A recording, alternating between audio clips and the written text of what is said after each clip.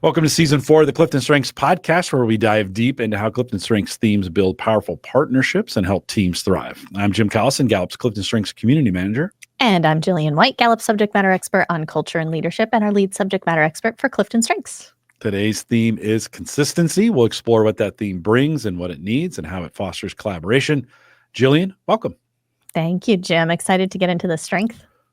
Yeah, in the heart of consistency, let's take a look at it. What is it? Give us an idea what it is. Just to remind us what that consistency strength is, at the heart of it is fairness. These are individuals who are wired to want to see systems of equity around them. They are individuals that crave stable, consistent routines, clear rules, clear procedures. They bring operating systems that help to bring an infrastructure of equity. It's an executing theme, so they act based on what they perceive is fair and balanced. And that's the image I like to see for consistency, is an image of a balance where there's weights on either side and you're trying to keep those things balanced. They want those systems of fairness. We originally called this theme fairness back in the day, and there, for various reasons, made that change to consistency. But it is a term that I pull back a lot when I'm explaining this to people. Some want to come at this theme from an I do things the same way, the same time. And that can be a part of it, but I love this idea of how we treat people. We often spent time in past seasons thinking about the me to we concepts of taking it from just me to the we. And I think in consistency, there is that. The mature version of this is really looking at others and how they're treated and finding that, like you said, that balance or that fairness in that. Would you add anything to that?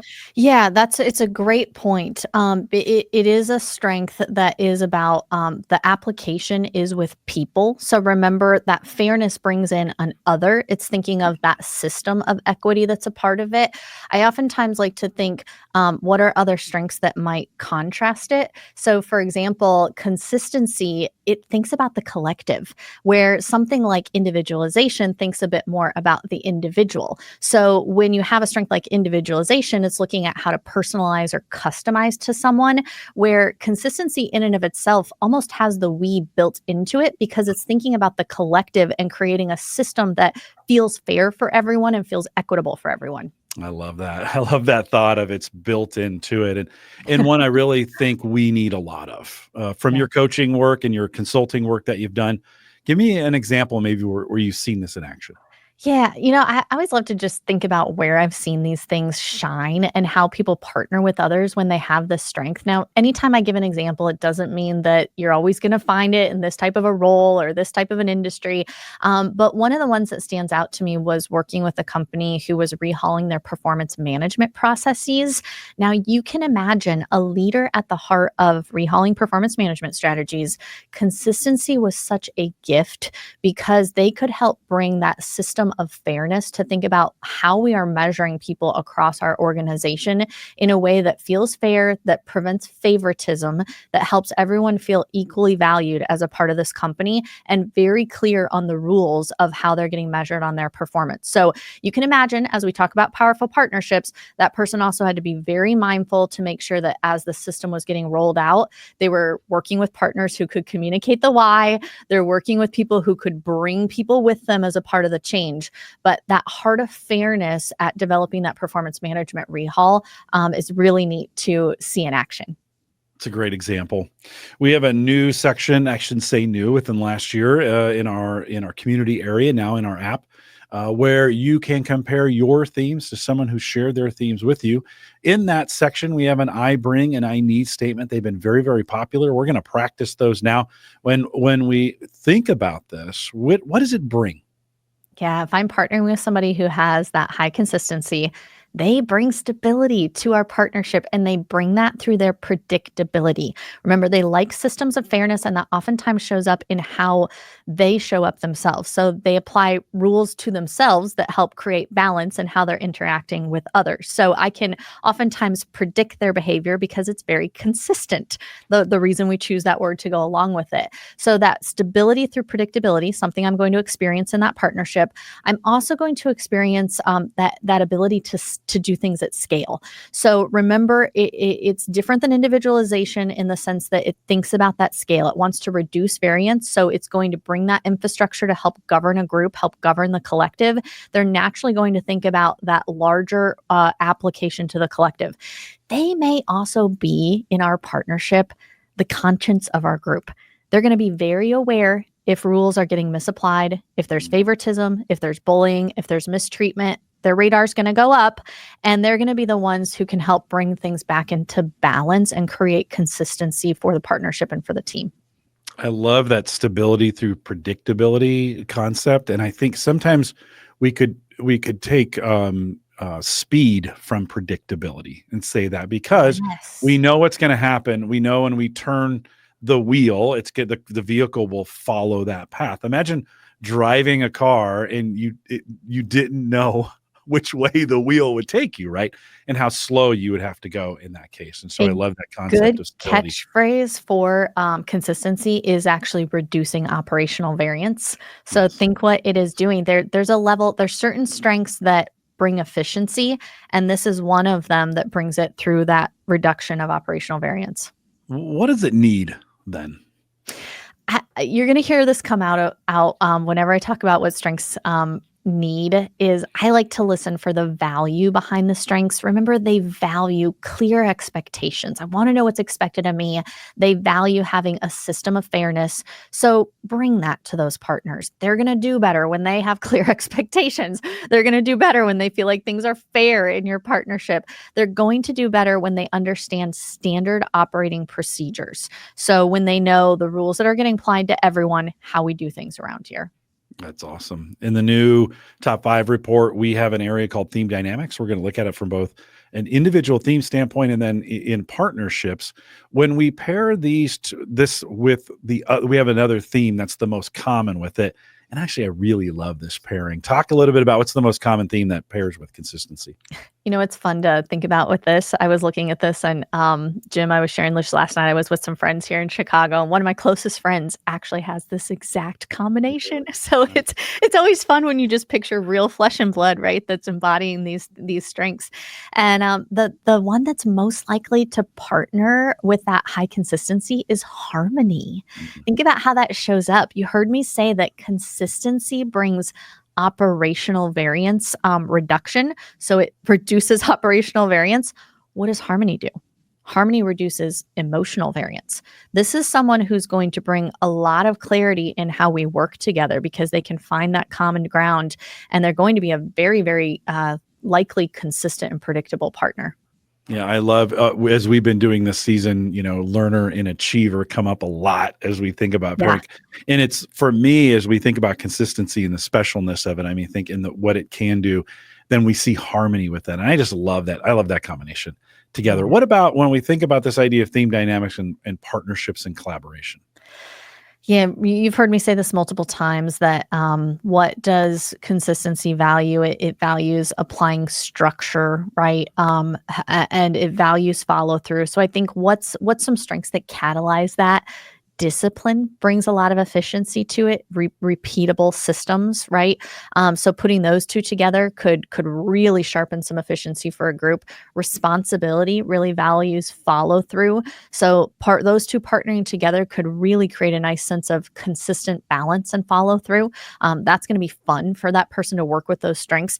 Flip side of it, we know consistency is about scalability, but there are going to be times where somebody has to say, you know what, there's an exception, or there's a place we need to customize, there's a place we need to personalize. I always think this is the space where the strengths are going to feel very different, right? Consistency partnering with individualization, that's more about customization and personalization. You're going to get a great outcome from that.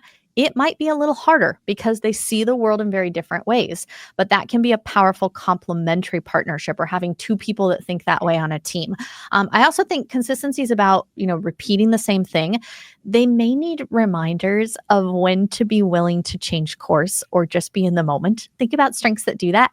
Adaptability, very in the moment. Strengths that can be very agile and change course. Strategic, ranger, they bring a sense of flexibility to them. Those may also complement that consistency to say, hey, where are the times where, yes, you've got that super consistent golf swing, that super consistent approach to things, but we landed in the rough on this one. We got to do something different.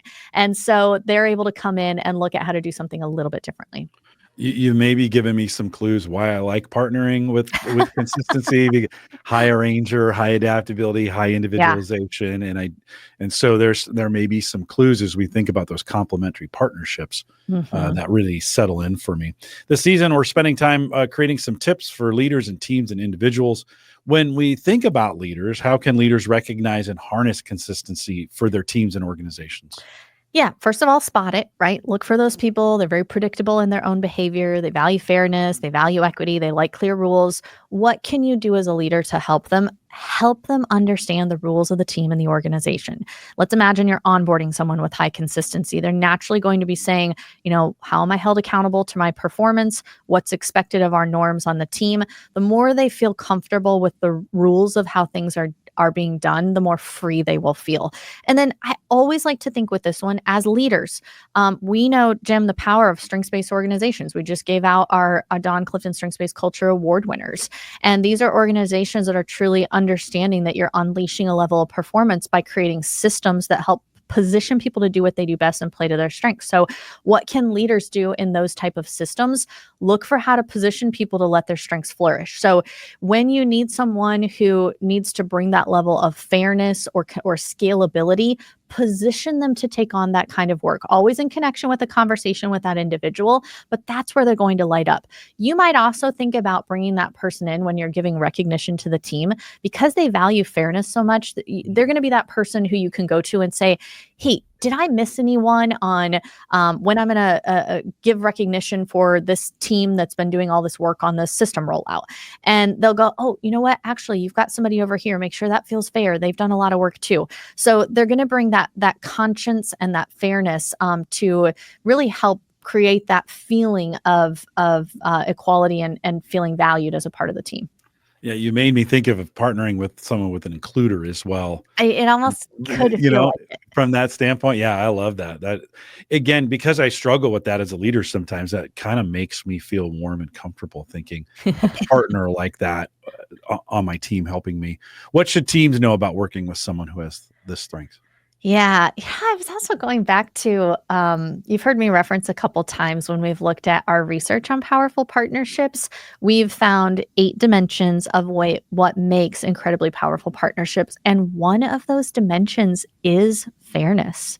So imagine if I'm partnering with somebody, this is going to come pretty naturally if I'm working with somebody with high consistency.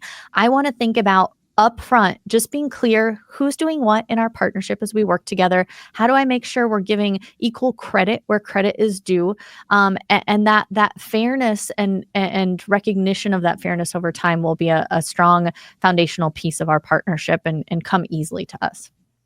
For individuals with consistency, what are our final thoughts on how to amplify these themes with our current partnerships? Yeah, I was actually reading an article. One of our colleagues, Abbas Rattanji, has been doing some writing for Forbes. He wrote a beautiful article on how to think about what our strengths contribute to the world around us. So I think part of what I love about this series is it's not just strengths for me and my success. A strengths-based organization, a strengths-based culture, a strengths-based community is really thinking about how, as a collective, our strengths are helping to serve one another. And so I encourage us, when you're thinking about any strength, how can the strength help you serve? So if you have strong consistency, claim it, bring it to the people around you, bring clarity, bring stability, bring systems of fairness. They're going to appreciate you when you're naturally bringing those things that are what you do best. Well said, Jillian. Thank you for saying that. That just makes me feel good inside when you say that. Thank you. With that, we'll remind everyone, take advantage of all the resources we do have available in Gallup Access. Log in, choose the resource tab, and then search on, and you can just put consistency in there. You'll see all the past webcasts that we've done, all the learning that's available on it will be available for you there to continue the learning process. But I think, like Jillian says, learning is great, but let's apply that and take that to others so that they can experience that as well. For those listening, stay around for a little bit of a post show. If you're listening to the podcast, we probably have another episode for you. Just click next. We'll see you over there. With that, we'll say goodbye, everybody.